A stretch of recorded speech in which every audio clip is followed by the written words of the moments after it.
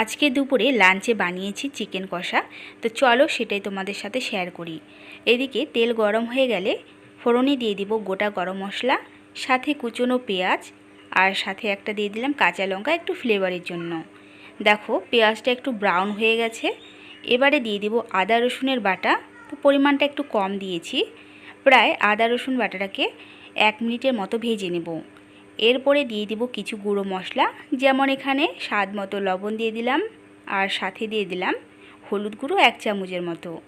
এগুলোকে 1 মিনিটের মতো ভেজে নিয়ে এখন দিয়ে দিব জিরে গুঁড়ো প্রায় 1 চামচের মতো, আর শুকনো লঙ্কার গুঁড়ো দিয়ে দিলাম ঝালের জন্য। পরিমাণটা একটু বেশি দিয়েছি কারণ আজকে রান্নাটা একটু স্পাইসি করব।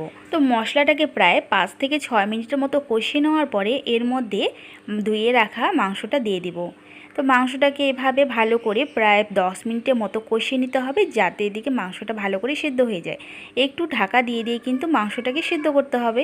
তো দেখতে পাচ্ছ মাংসটা কিন্তু সিদ্ধ হয়ে গেছে আর তেল ছাড়াও শুরু করে দিয়েছে। এবারে দিয়ে দিলাম গরম মশলার গুঁড়ো, আর একটু ভালো করে নাড়াচাড়া করে নিয়ে এর মধ্যে গরম জল অ্যাড করে দিলাম একটু গ্রেভির জন্য। যেহেতু এটা কষা কষা বানাবো সেজন্য একটু জলটা কমই ব্যবহার করেছি। রেসিপিটা কেমন লাগলো অবশ্যই আমাকে কমেন্ট করে জানিও।